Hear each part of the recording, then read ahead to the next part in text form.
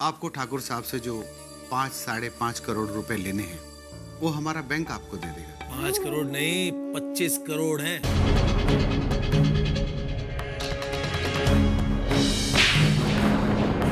बस बेटा, भगवान सब ठीक करेंगे।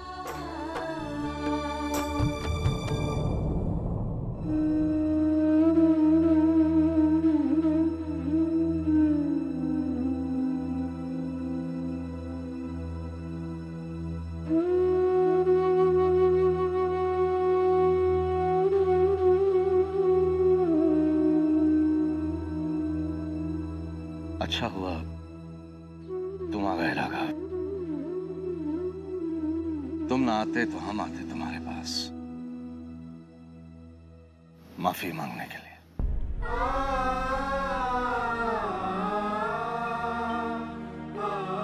उस दीवान लक्ष्मीचंद की एक बात पर ना चाहते हुए भी विश्वास करके हमने अपनी जिंदगी की सबसे बड़ी गलती की थी, जो स्वर्ण भवन की दीवानी तुमसे छीन ली।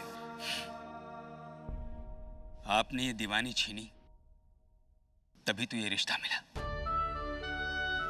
ठाकुर साहब, ठकुराइन ने यही कहा था मुझसे जाते हुए, दीवान साहब आपकी नौकरी जरूर छिन गई जिसका मुझे जिंदगी भर अफसोस रहेगा, लेकिन बदले में मैं तुम्हें एक रिश्ता देती हूं। तुम दीवान नहीं, मेरे भाई हो।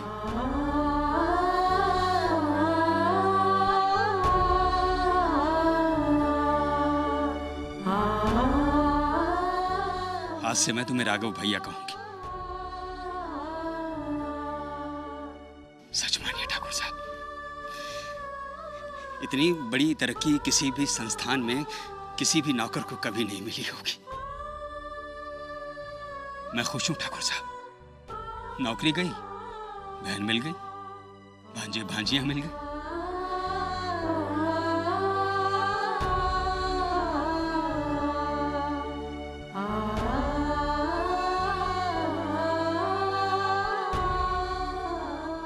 तुम खुश हो राघव, लेकिन हम सर से पांव तक शर्मिंदा हैं।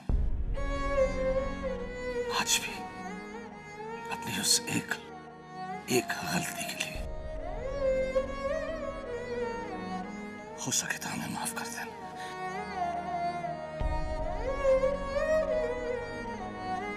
आप ऐसा मत कीजिए ठाकुर साहब, आप तो मेरे लिए पूजनीय हैं, मालिक होने के नाते भी और जीजा होने के नाते भी।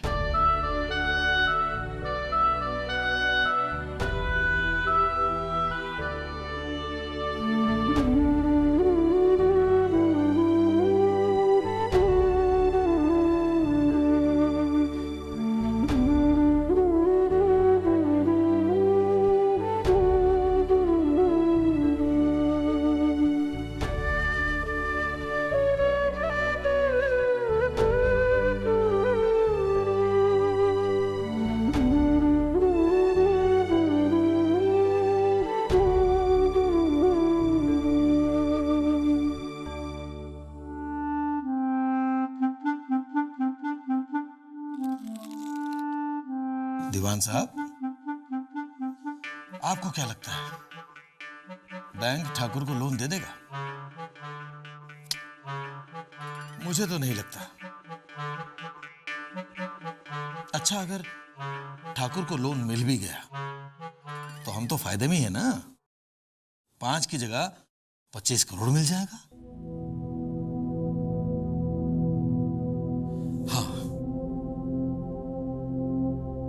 अगर ठाकुर इस मुसीबत से निकल गया तो वो हम पर केस कर सकता है, जालसाजी का और 420 का।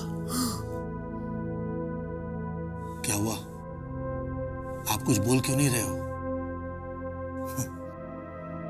एक थप्पड़ ने तुम्हारी बोलती बंद कर दी।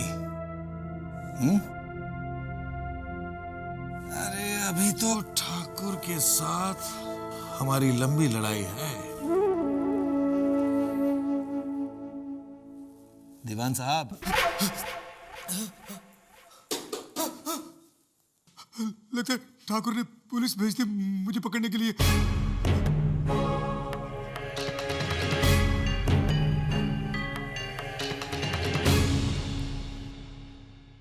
हम आज जिंदगी के ऐसे मोड़ पर आ गए हैं जहां से आगे रास्ता दिखाई नहीं देता। स्वर्ण भवन के हाथ से चले जाने का जो अफसोस है सो तो है, लेकिन इस बात का भी कम अफसोस नहीं कि स्वर्णाभा की सगाई नहीं हो सकी। हमें इस बात का जरा भी अफसोस नहीं।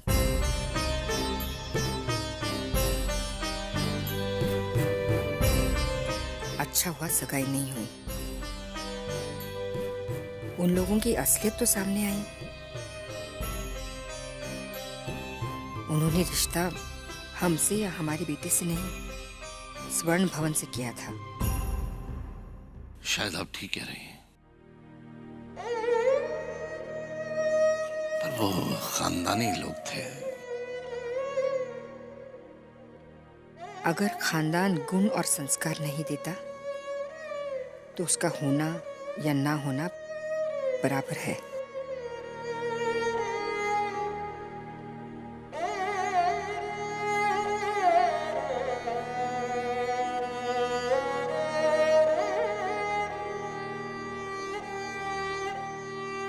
कल जब ये खबर सारी दुनिया में आम हो जाएगी कि हमारा स्वर्ण भवन नीलाम होने जा रहा है, तो आभा के लिए कोई रिश्ता मिलना मुश्किल हो जाएगा। भगवान पे भरोसा रखिए। जो बेटी देता है वो वर भी देता है। दुनिया को जो पता लगना है लगने दीजिए।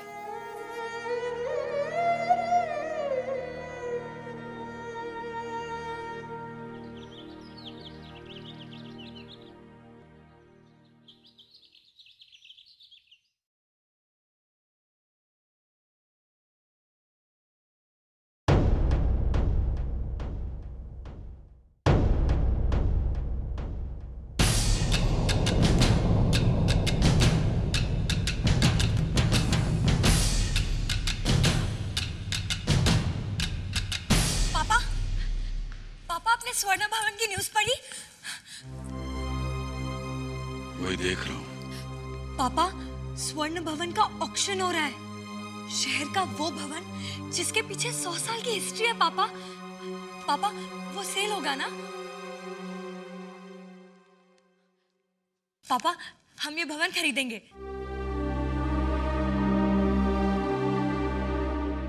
पापा प्लीज, प्लीज पापा, सोचिए ना, अगर हमने स्वर्ण भवन खरीद लिया तो कितनी रिस्पेक्ट बढ़ जाएगी हमारे शहर में। मैं अक्सर सोचती थी कि ठाकुर की बेटियां कितनी लकी होंगी जो इतने ह्यूज मैंशन में रहती हैं। कैसा लगता होगा उन्हें अपने चारों ओर सोने की दीवारें देखकर। आपको पता है पापा, सपनों में 100 बार मैंने अपने आप को स्वर्ण भवन में पाया होगा, जैसे मैं वहां की मालकिन हूँ। पापा प्लीज प्लीज प्लीज स्वर्ण भवन खरीद लीजिए ना, प्लीज।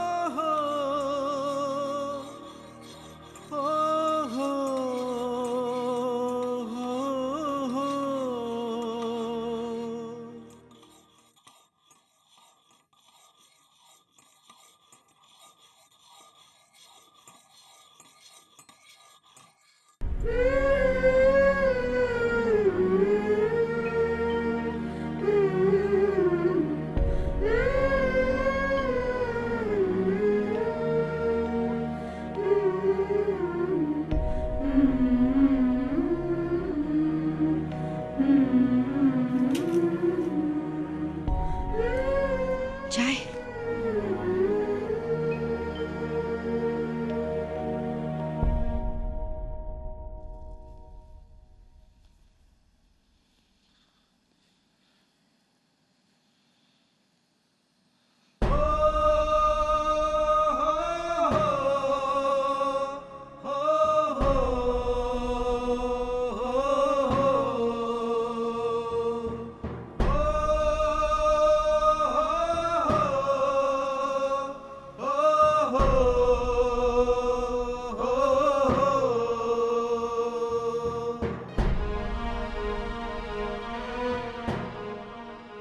अब इस स्वर्ण भवन की आन बान और शान अब तुम्हारे हवाले है उदय प्रताप। वादा करो इससे कभी आँच नहीं आने दोगे। कभी नहीं पिताजी, कभी नहीं। और फिर पिताजी अभी तो आप हैं मुझे हौसला और सहारा देने के लिए, मुझे बहुत कुछ सिखाने और समझाने के लिए अभी तो आप हैं पिताजी।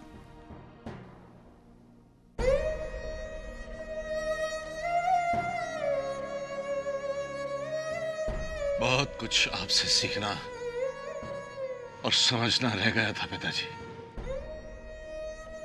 हम वादा नहीं निभा पाए, हमें माफ कीजिए। पागल है ठाकुर, दूर की नहीं सोची उसने। मेरे हिसाब से ये स्वर्ण भवन पहले ही बेच देता, पैसा लेकर बिजनेस में लगाता तो आज ये नौबत नहीं आती। ओहो, आपको तो बिजनेस के अलावा कुछ और सूझता ही नहीं है। भाभी, भैया ठीक तो कह रहे हैं। अगर वो ठाकुर पहले ही स्वर्ण भवन बेच देता तो हम पहले ही खरीद लेते। तुमसे किसने कहा कि हम स्वर्ण भवन खरीद रहे हैं? मैं तो कहता हूँ कि वो लोग पागल होते हैं जो बड़ा परिवार ना होने पे भी बड़े घर खरीदते हैं। क्या जरूरत है?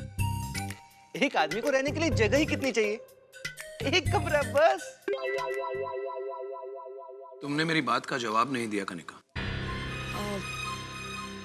मैंने पापा से रिक्वेस्ट की है कि हम स्वर्ण भवन खरीद लेते हैं। कोई जरूरत नहीं है। कमाल है, मैं लोगों को दूर की सोचने की सलाह देता हूं और मेरे घर वाले ये गलती करें। कभी नहीं, कोई जरूरत नहीं है पापा। माँ ने नाश्ता किया? जी, वो नाश्ता करके मंदिर चली गई।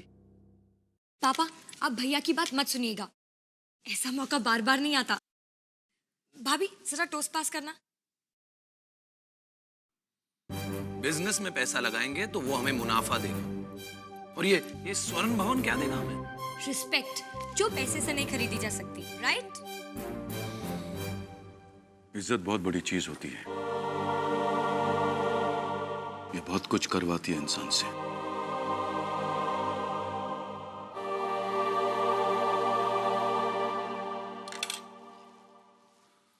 इसका मतलब आपने स्वर्ण भवन खरीदने का मन बना लिया है पापा।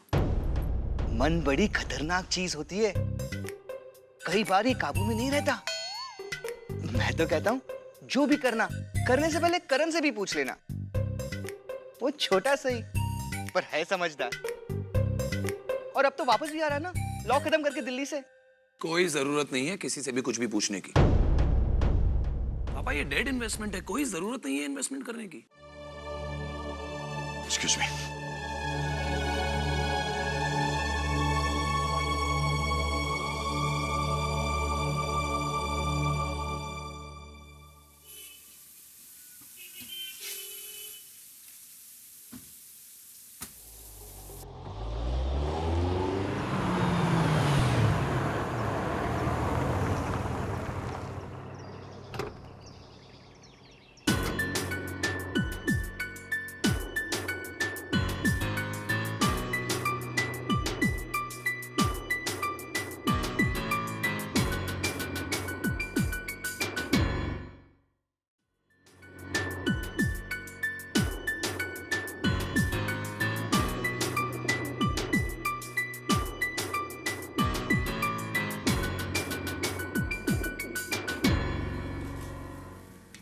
मालिक, आपसे मिलने कोई आए हैं।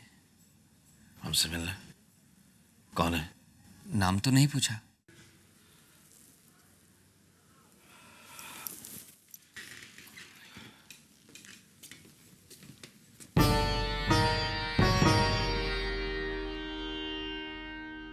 कहिए।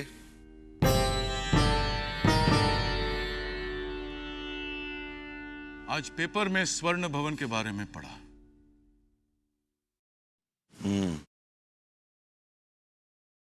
तो आप हमसे सहानुभूति और हमदर्दी जताने आए हैं। धन्यवाद। मगर हमें इसकी जरूरत नहीं है।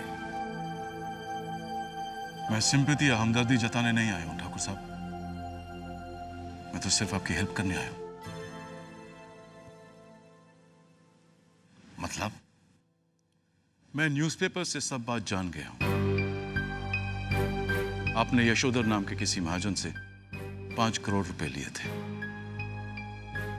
उसने दीवान के साथ मिलकर 25 बना दिए। वो मामला जो भी है हम उसे बाद में देखेंगे। फिलहाल मैं आपको सिर्फ इतना कहना चाहता हूं कि मैं आपको 25 करोड़ रुपए दे सकता हूं।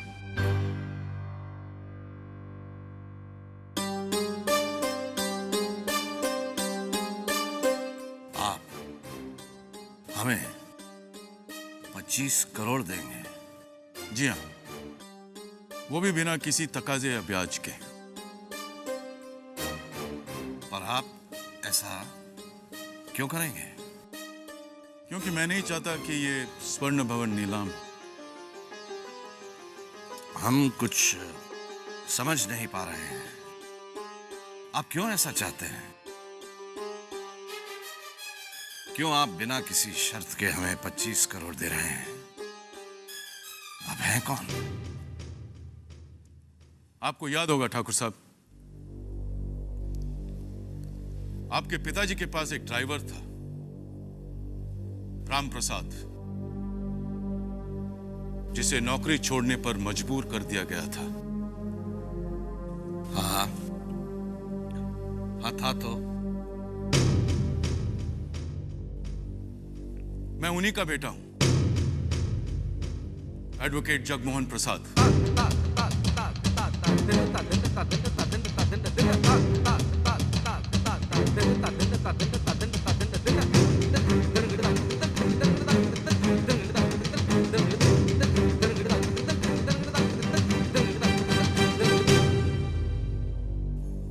मतलब अब एक ड्राइवर का बेटा हमारी सहायता करेगा? जगमोहन प्रसाद किसी भी हाल में कीचड़ कमल की बराबरी नहीं कर सकता। कीचड़ के बिना कमल का भी कोई अस्तित्व नहीं है ठाकुर साहब। तुम अपनी औकात भूल रहे हो जगमोहन प्रसाद। आप अपनी परिस्थितियां भूल रहे हैं ठाकुर साहब।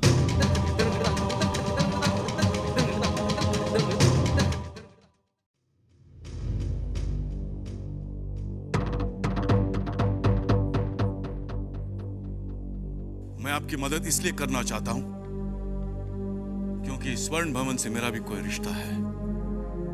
मेरे बाबा ने यहां काम किया है। हाँ, ये मत भूलो कि तुम्हारे बाबा स्वर्ण भवन में काम किया करते थे। जब तुम्हारी जरूरत होगी तुम्हें बुलवा लिया जाएगा।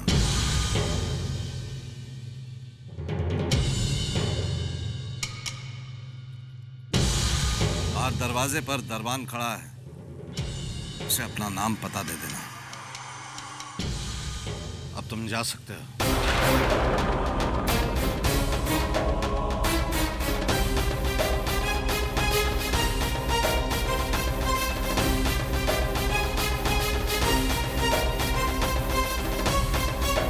और सुनो,